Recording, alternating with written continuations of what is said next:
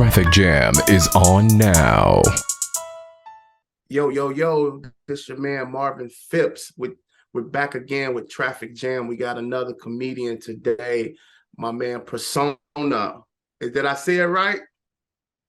Almost, you're close. Persona, Persona. persona. Yep. Persona. How you doing today, bro? Doing great. How about you? I'm awesome, man. What does that your name mean? Does it mean something? Usually names like that mean something. Yeah, persona means either in a state of happiness or a person who's happy. Wow, that's what's up. I thought that was a computer, a compact Presario. Oh, that's a Presario. Okay. Oh, that's close too. Yeah. So you doing comedy? How long you been doing comedy, bro? So I started doing comedy in 2018. Okay. So about 5 years, but then the COVID year, I didn't really do anything. So about 4 years. So did you always want to do comedy, or what got you started? So I went to school in Boston. So in 2014, I started my master's, and then I was at Northeastern, and in our school there used to be events that they host like comedy things or like art shows or music, and one of the nights there was an improv group, Okay. and I was pretty interested in checking that out. And at the end, they said we offer classes, so I was like, let me put a pin on that, and when I have a little bit more money than my student account, I'll go check them out. I came across improv that way, and Okay. then a few of the folks that I met who did improv on that show also did stand up. Uh, and that was when I got interested. I didn't know anyone could just try to do stand up and do it. So that got me interested, and then I also came across the Comedians in Cars show around the same time. I just stumbled upon it through a rabbit hole, and I really love the comedy and then what Jerry speaks about how comedians think. Um, and I thought that was some of the things he said were pretty fascinating, and some of the things that he mentioned reminded me of a very similar comedian that I grew up listening to back in India. His name was Pula Deshpande. Wow. But and it's crazy how similar their comedy is, although I don't think either of them know about each other. No. Uh, to the point where some of the jokes are actually very similar. So I grew up listening to him, so I really loved Jerry's comedy, and then the show got me fascinated to want to try to do it. So are you from India? Yes, I'm from India. And is it comedy clubs in India? There are quite a few now. When Wow. I when I left India, there were definitely fewer than there are now. It's really blown up over the last 3 4 years, I would think. But yeah, there's been clubs, comedy clubs in India. I never checked out stand-up comedy. Maybe I saw one stand-up comedy show before I Right. came to the US. Okay. Um, but yeah, it's blowing up right now in India. So tell me about your first time getting on stage. How did it feel? How long did you do? What was your thoughts? So the first time I did it, it was an open mic in Boston. It was called the place was called Hideout Comedy. Okay. And that was kind of comforting. I was like, no one's gonna see me here. It's kind of what it felt like. It was a basement, a bar in a basement. And I'd been thinking about doing it for maybe 12 months before I even went up, because I thought I should write something that's worth performing. Okay. And then, then I just spent a year just telling myself I'm not ready yet. I'm just gonna write. And then one of my roommates at the time, she took a stand-up comedy course, and in a month she was doing it on stage at the Hideout. And I was like, what the hell am I doing for 12 months? I should just go and do it. And she's like, the worst that happens is no one laughs. I was like, all right. So then I went up the first time I went up, um, and then I got up and I had 5 minutes prepared. I told everyone it's my first time doing stand-up, and everyone was super supportive and cheer me up. That kind of relaxed my nerves a little bit. And then I did my first joke, and I did the punchline, and I got a pretty good laugh. Okay. And I was so nervous about it going. But I mean, about going any other way after that, that I just said good night, that's my time, and I just got off in 2 minutes. I was like, let me just end there. Get me out of this misery. And so that was the first time, and it felt great. It felt amazing to do it. Yeah, we call that getting bit by the bug, man. So what is your process now, as far as writing, performing? How do you come up with your material? So I feel like my process is fairly random in terms of how I come up with ideas. When I'm just doing random things or walking around the city or doing chores, if something pops into my head, I just note it down in a note-taking app on my phone. And then when I have a mic coming up, I try to write it down as a joke, try to expand it, and then try it up at a mic, then try to go back, edit again, try to refine it, and then I'll try it at shows.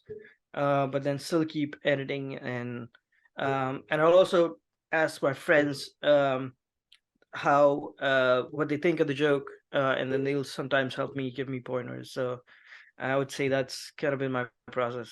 I never ask friends. Yo, wagwan me youth.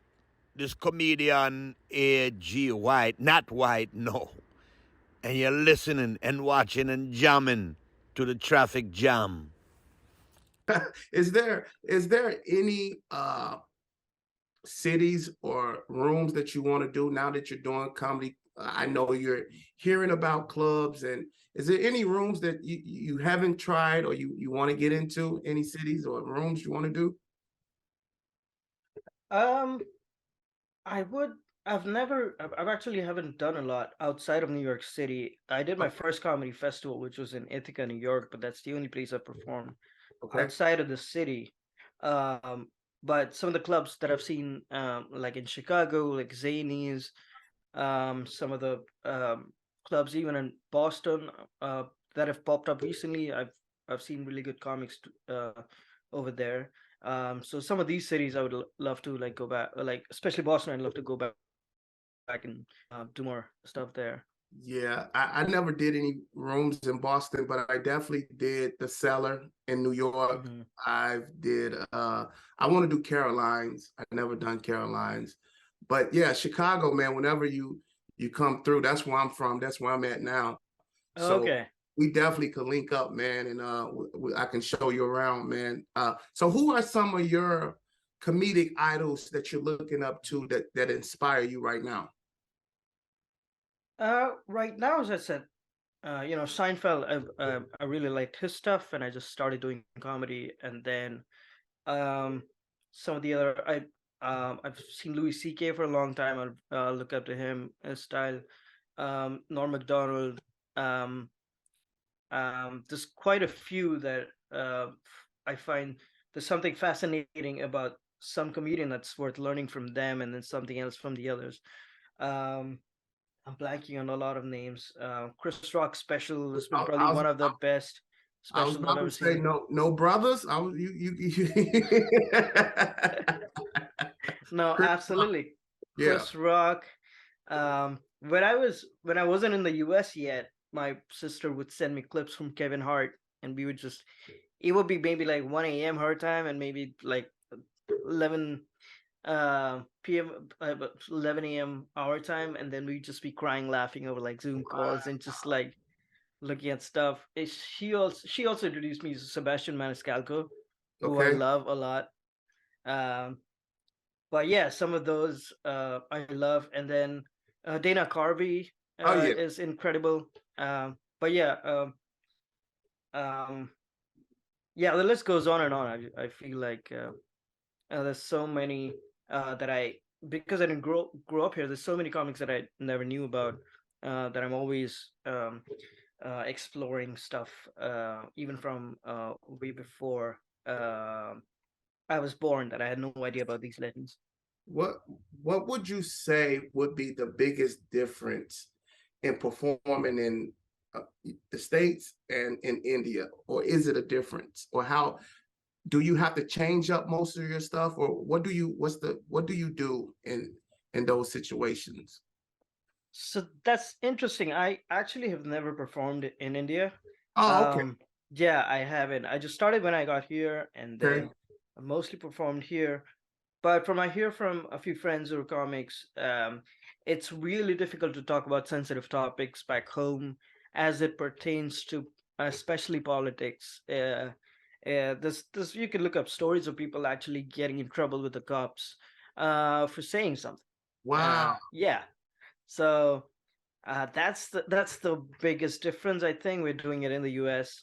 And I feel like the bar for the things that you have to say to get in trouble today, much higher for the U.S. Okay. It's still not high enough, but but um, but yeah, that's I think a huge difference. Uh-huh.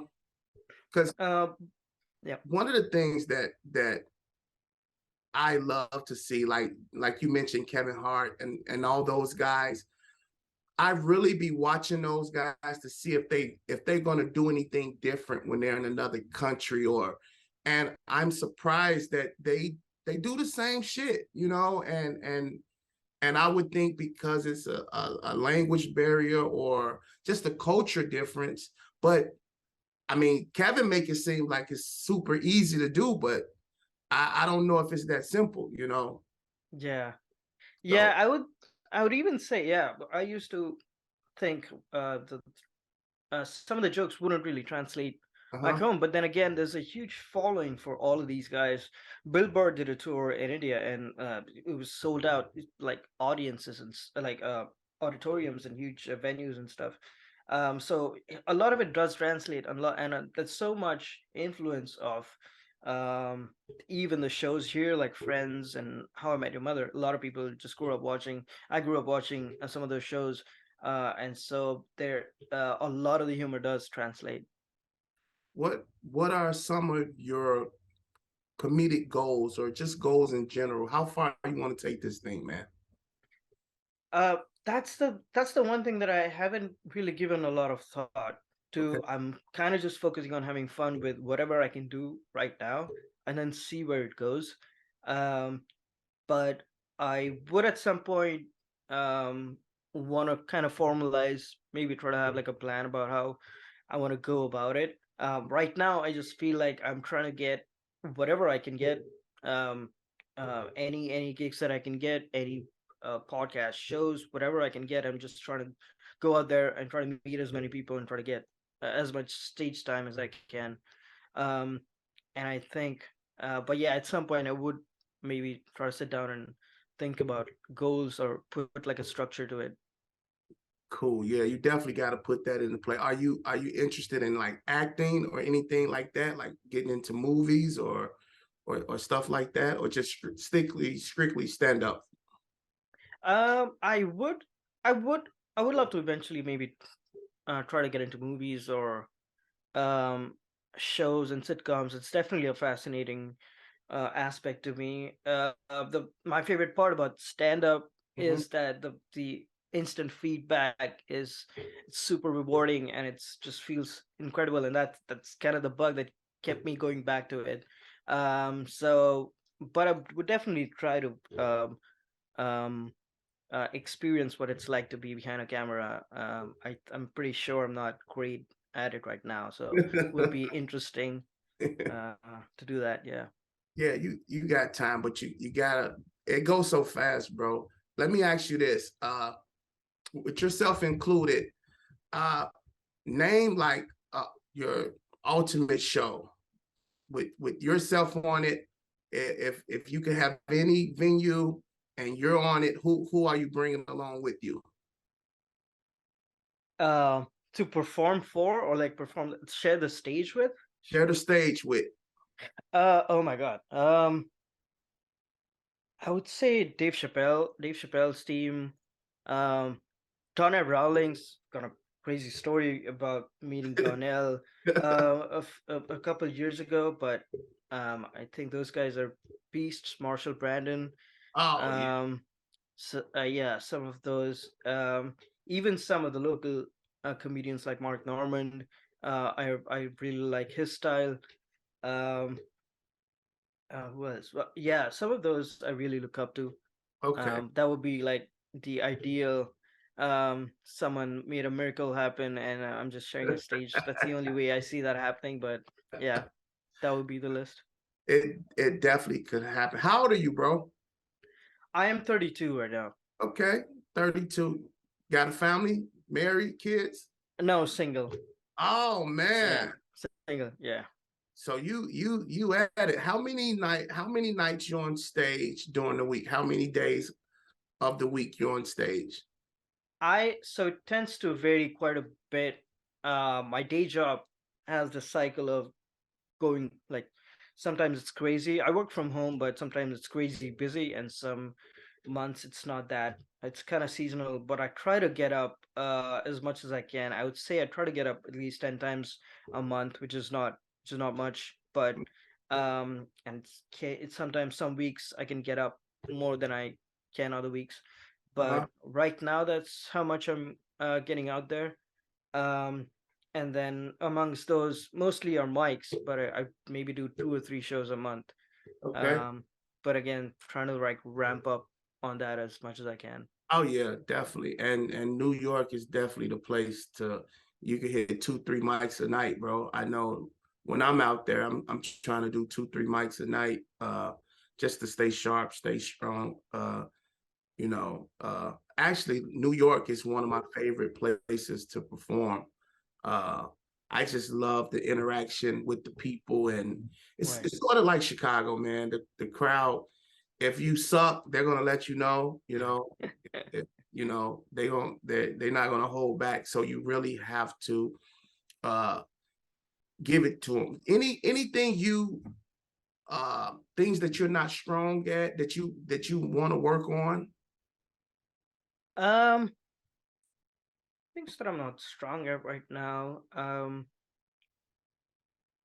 I don't think I have a regular discipline with writing Okay. jokes. That's something I'd want to develop. Right now, I just think of things in a very random order. I can't have a new idea every day, but that shouldn't stop me from writing every day. Okay. So that's something I want to build some discipline into, and then refining stuff better. I think that those are two things that I'm trying to focus on and on getting better at. uh, One thing that I still struggle with is watching myself. Like I Right. hate watching myself, Yeah. and I know if I can just sit through watching myself and critiquing it, I know I could be 20 times better. But as soon as I get to watching myself and I'm saying, oh shit, my shirt is too tight, I turn it off, or something I don't like. So for me, it's just watching myself and critiquing and rewriting and doing those. And the the smallest things can make a difference in your set from going from here to there, So it's just those small things, man. And yeah, Absolutely. I try to watch my sets, and I record audio record or video record sets, and I come back and I listen to it. But I also had a bit about just that I hate listening to my own recorded voice. I do that sometimes. I'm like, can't listen to my voice. I don't know how people do it, but it's like nails on a chalkboard listening yeah, to my voice. So I'm like, if I have something to say, I don't want to hear it. yeah. So that's yeah. But yeah, definitely.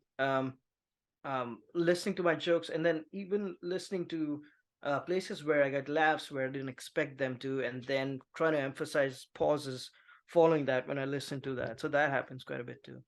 Wow. So what would you say your comedy is about? What are your material about? What do you talk about on stage? So right now I'm kind of all over the place. Okay. Some of it is observational stuff about things I see. Some of it is about me being from India. Some of it is about relationship stuff. Okay. Some of it is about living in New York. Um, but yeah, it's pretty all over the place. Wow. Some things I don't think I'm good at is topical humor and like political stuff, so I stay away from that. But other than that, anything I can think of. Hey, everybody, I'm DC Benny, and I'm watching the traffic jam. Hey, if you want to watch something during traffic, watch the traffic jam over here, not over there. Mira, what happened? I watching the traffic jam. These are the whole traffic jam. These are good for the eye and to listen to it for the ear. and they inside this marinade and all that, and the laughter come out, right? Feel like, it's a bit of the old, like, it's like traffic, right? And it's got the traffic jam, right? You can listen to it, right? Right, fam, bruvs, all your bruvs, get your fam, and watch the traffic jam. Hey, I'm DC Benny, and I'm watching the traffic jam. Man, bro, I wish you nothing but success. I can't. Are you anticipating coming to Chicago? Do you want to come to Chicago or what? I would love to. I have a cousin who lives up there, so I Okay. definitely try to visit her once a year, or once definitely at least once a year. So I would definitely be there at some point. I'd love to, Hey, get a man. bus season. Hey, I know the guys over at Zany's and at Laugh Factory, man. Because what I love to do, bro, I know how hard it is to get in some of these rooms. And when I was coming up, guys looked out for me. And so that's how I pay it forward, man. Anything, I'm not saying I'm the man and all that, but the things I can do, I don't mind doing for guys that I know that's serious about comedy, bro. So, whenever you're in town, we're going to exchange IG or whatever social media you're on, and we stay linked. And like I said, man, when you're in the city, man, shout out to me, and we'll make something happen. And hopefully we could do that in New York when I come to town. Absolutely. Yeah, Absolutely. That's such an encouraging nature of this also, is that I mentioned so I live on the Upper East Side of New York, and way back in the day, Donna Rawlings used to live on the same street, and so he's friends with a few of the folks here who've been and he used to do comedy at a spot where I'm right down the street from that bar right now, and some of the folks that he did comedy with are still there. And through that, I ran into him, and he was kind enough to put me on in one of his shows as like a guest, like a starting act, which just blew my mind. I'm like, yeah, it's crazy that happened. So I love that nature. It was super encouraging that he did that. You know what's crazy about stand up? The guys that you meet, the big guys that you think are going to be assholes are like I met Chappelle. He talked to me like I knew him all my life, wow. And then it's guys that used to be hot back in the day, and they don't even want to talk to you. It's like, bro, you know what I'm saying? And that's what blew my mind, that the guys that you would think that, oh, he's going to be an asshole, and he's helping you, giving you information. Right. And then the guys you think like, oh, he's going to help me. He's telling you, I don't take pictures with fans. And it's like, bro, you know what I'm saying? So yeah, man, it's crazy, man. But like I said, bro, I wish you nothing but success. Keep going, keep writing, definitely. I can't wait to see you, man. And Chicago, a different animal, man. I'm gonna take you to the hood, man. So get ready. You know what I'm saying? All right. We got some rough spots that and we like to do those rooms, right? To test ourselves. And so I appreciate you, man. This has been Traffic Jam. This my man what is it? Prasanna, man. Thank you. Yeah, my friends call me Prass. You can do. I like Prass. You can do Prass as well. Oh, Prass! You should have told me that, Prass. So shout out your IG, man. Yes, Prasitivity. PRASIVITY. Prasitivity. That's my IG. Try to put stuff there, and the same YouTube, same handle for YouTube. Okay, man. We'll check it out, man. See you guys next time. Your boy Marvin Phipps signing off for Traffic Jam, man. Peace. Thanks a lot for having me. Thank you. Yeah, thank you, bro.